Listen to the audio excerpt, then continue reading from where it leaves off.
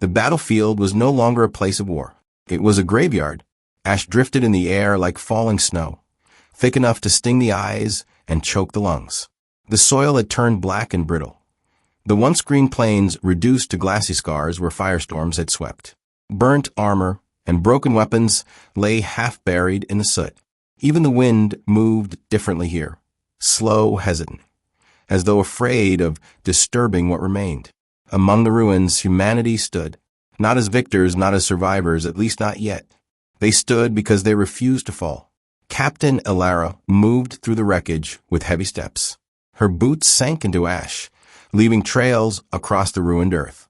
Behind her, the remnants of the 77th Infantry followed. No more than 36 soldiers out of 1,000 who had marched into this valley. Their faces were hollow, uniforms torn, eyes carrying the weight of everything they had lost. Yet none of them broke. Not yet. In the distance, the Titans still lingered. They had not attacked again.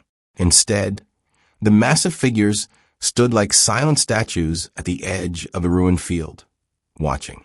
Their colossal eyes glowed faintly in the darkened sky, unreadable but present. It was not victory that kept them standing still. It was uncertainty. Humanity had been supposed to die here. Instead, humanity still breathed. Elara stopped and turned to face her soldiers. Her throat burned from smoke, but her voice cut through the silence like steel. "We are not finished," she said. "Look around you. Look at what they tried to erase. Cities burned, friends gone, futures stolen. And yet we are still here.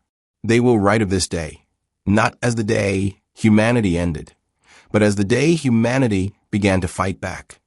A murmur ran through the group. Some gripped their rifles tighter. Others raised their heads for the first time since dawn. They were exhausted, broken, outnumbered beyond reason. But they still had fire. Elara pointed toward the Titans' looming shapes. "They believe they have already won, that we will kneel, that ash is all that's left of us. But listen carefully." She touched her chest where her heart still pounded. "Ash only comes from fire. And fire means we burned. We resisted. We refused. That is what it means to be human." Silence followed, heavy, unshakable.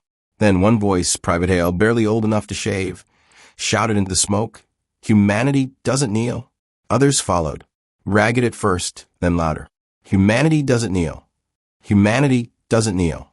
Their voices rose until even the Titans stirred uneasily, shifting like mountains at the valley's edge.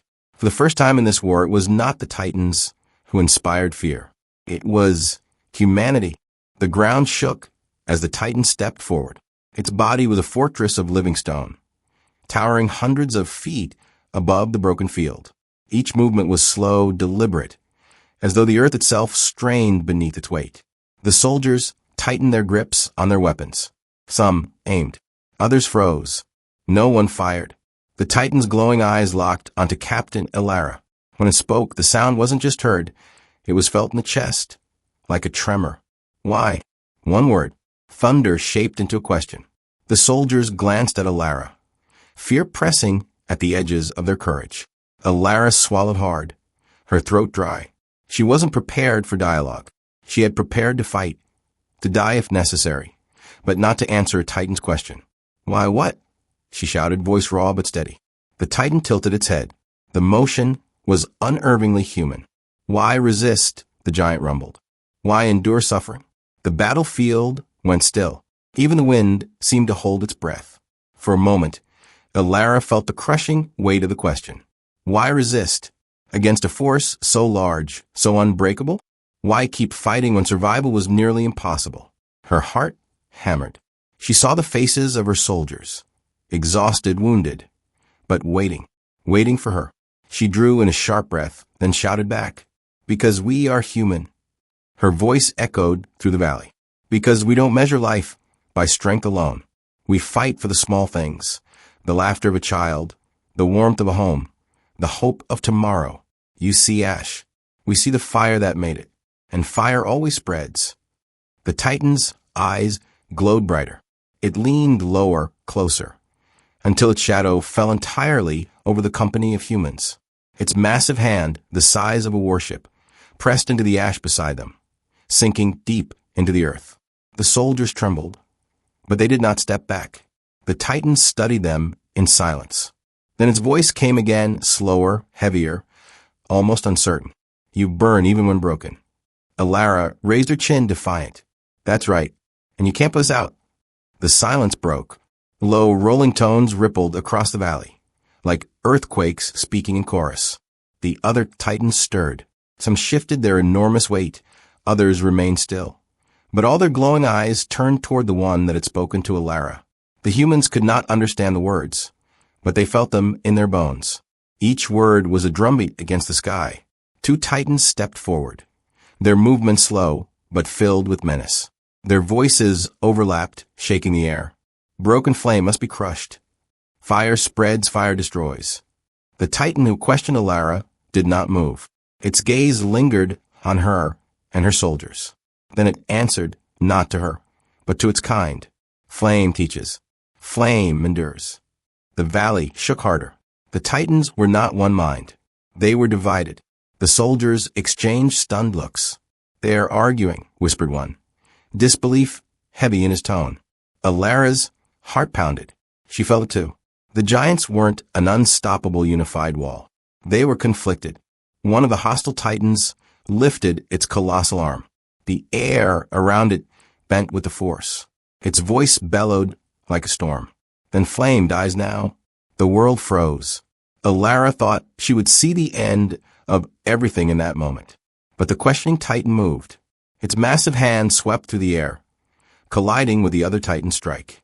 The impact was like mountains colliding. A thunderclap split the sky. The ground heaved. Soldiers fell to their knees. Cracks split the valley floor, glowing faintly with molten light. The 2 Titans stood locked in struggle, stone grinding against stone, their power radiating through the battlefield. The soldiers stared in disbelief. Titans fighting Titans. Alara felt a surge of fire in her chest. For the first time, the impossible seemed possible. They're not gods, she whispered. They're not invincible. They're divided. The Titan had fallen, but the silence did not last. The ground shook again. The sky cracked. More giants stirred in the distance. The humans should have broken. They were few, scattered, bloody, but something impossible had begun. The image of one soldier standing against impossible, holding the line when no one else could, lit a fire in every heart. It was not just bravery. It was defiance. In bunkers, trenches, shattered vehicles, men and women began to rise. They picked up broken weapons, shattered shields, even bare fists. The Titans were not gods. They bled. And in that truth, humanity found its spark. The fire spread, carried by whispers, shouts, and battle cries. A chain reaction of courage. Fear turned into fury. Exhaustion turned into resolve. And for the first time, the Titans hesitated. Because the smallest army in the galaxy had just declared, "We will not bow." The air was fire. Ash fell like snow. Every breath was pain. But no one stopped. Human squads moved through the wreckage, stepping over their own dead, dragging the wounded, aiming rifles at giants that should have been untouchable. The Titans came down in fury. Their steps crushed bunkers into dust. Their weapons split the earth. Yet the humans did not run. They ran toward them. One Marine, carrying nothing but a broken launcher, charged and fired point blank at a Titan's chest. The blast ripped metal and flesh apart. He was gone in the fireball, but the Titan fell with him. Another soldier, bleeding from 3 wounds, used his last grenade to pull down a war machine twice his size. His laugh echoed even as the fire swallowed him. Every sacrifice lit the battlefield brighter. Every death was a torch, and the Titans, creatures who had never known resistance, felt something new, doubt. For in the ashes, humanity burned brighter than flame. The first Titan's fall had been shocking. The second was unthinkable. Now a third slammed into the ground, torn apart by combined fire and human fury. The impossible had become real. Titans could die. Every soldier screamed in defiance, their voices shaking the battlefield more than any cannon. The Titans faltered. Their advance slowed. For the first time in their history, they looked at humanity not as prey, but as a threat. And that changed everything. But victory was not free. Fields were littered with the dead. Cities burned. Every step forward was written in blood. A captain carried his wounded friend across a sea of fire, whispering, "You'll live. You must live. Humanity needs you." An engineer rigged her own body with explosives, diving beneath the Titan's armor to cripple its core. Her last words, "Tell them we were never afraid." The price was unbearable, yet no one stopped paying, because the alternative was chains. The Titans regrouped. They came with more numbers, more fury. But humanity came with something else. Strategy, unity, a rage that no weapon could extinguish. Soldiers fought side by side with civilians. Pilots dove from the skies in suicidal runs that cracked Titan shields. Children in bunkers passed ammunition up to the front lines. This was not an army. This was a species rising. The tide began to turn, and the Titans, for all their might, began to fall back. The battlefield was a graveyard. Mountains leveled. Oceans boiled. Only fragments of humanity remained on the surface. But those fragments burned hotter than suns. A Titan Lord, greater and darker than all the rest, descended. The ground split beneath his weight. His shadow covered the survivors. He looked down at the battered soldiers, the shattered tanks, the broken bodies, and he expected surrender. Instead, one soldier raised the human flag, torn, burned, half ash, and with the last of her voice, she screamed, "We are still here." The Titans froze, because those words carried more power than any weapon. The Titan Lord attacked. The sky tore open. It was the end. But humanity did not bow. They met him with every bullet, every blade, every drop of blood left in their veins. The ground became fire. The air became thunder.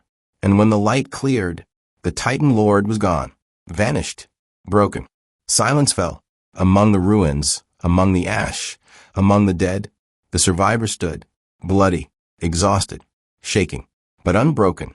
And in that silence across the galaxy, a truth began to spread. Humanity does not kneel. Humanity does not break. Humanity stands. The war was not over, but the Titans would never forget the day they learned. High voltage humans are fire, and fire never dies. High voltage